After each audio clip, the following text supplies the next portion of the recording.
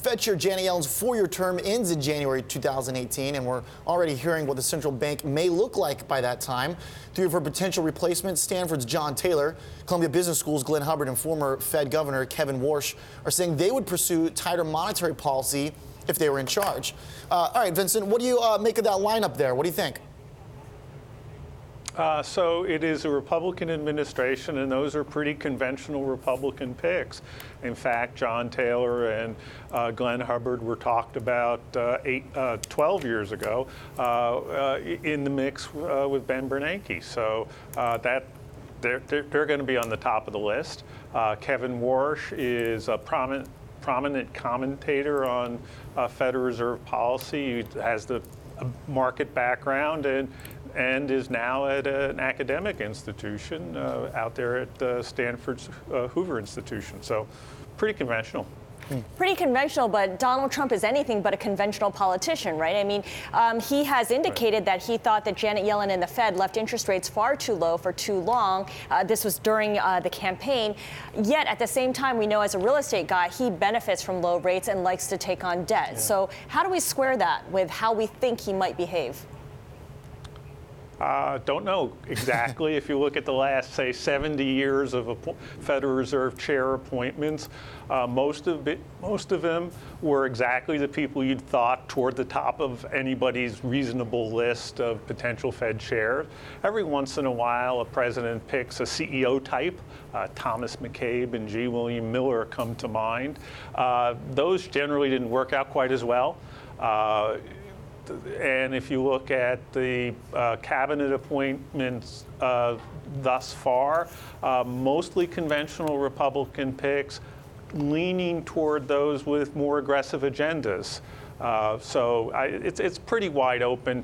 I would suspect, however, that the Secretary of Treasury and all his advisors and the economic advisors to the president are not really going to want him to roll the dice with the Fed chair nomination. Vincent, how much risk sort of is there involved in this process? Because, I don't know, I think that if you look at the sort of trajectory that we're now on, at least analysts expect us to be on, we were just talking about going, into a rising rate environment. QE has pretty much been, I think, at least right now, it's exhausted by many people's definitions. So does the new or old Fed chair, Yellen, or somebody new, does it really make that big of a difference if we've already sort of, if the only question is how quickly you raise, rates? Is it 2 or 3 times a year, or 3 times or 4?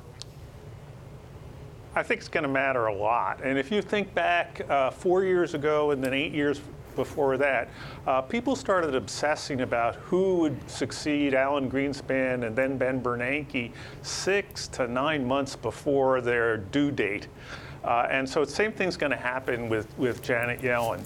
And the difference between 2 Fed tightenings and 4 Fed tightenings is material to a bond portfolio manager, and to whether or not the Fed stops reinvesting their mortgage-backed securities next year or 4 years from now really will matter materially to the mortgage-backed securities market. So lots of attention and lots of volatility generation possible here. No matter who is Fed chair, whether it's Yellen, and you've indicated in your note that you don't see her staying on, or her replacement, communication is an area where the Federal Reserve could certainly improve.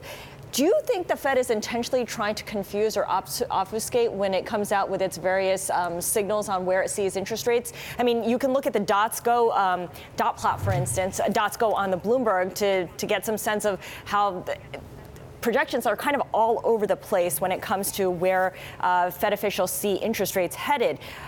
Is this the result of too many different imprecise communication tools? So I think there are a lot of different communications tools. In some sense, Federal Reserve policy is the elephant in the room, and the 19 FOMC participants are blindfolded and decide to describe just one part of the elephant.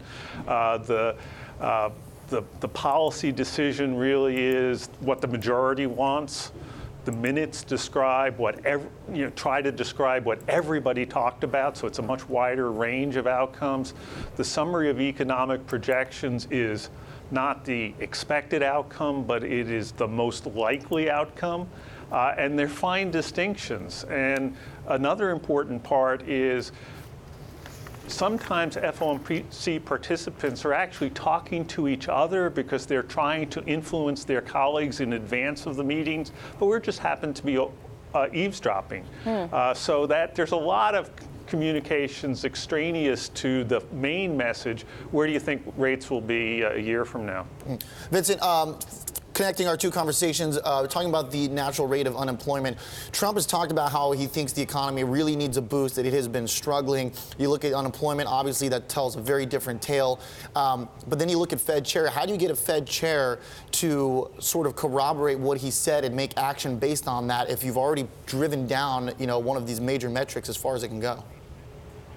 Yeah, with an unemployment rate of 4.75% and potential output growing something like 1.5%, if the goal is to generate aggregate demand growth of, say, 4%, then you're going to have to explain how you get that extra output. Do we suddenly have a productivity miracle and output per hour increases a lot? Or do a lot of workers come back into the labor force? Or are we going to allow a lot of immigration so that we can have foreign workers provide that extra output? I don't think the third thing's going to happen, but that's part of the arithmetic. And if Fed officials aren't convinced that that extra aggregate demand will be provided by extra aggregate supply, they're going to quickly get worried about pressures on demand.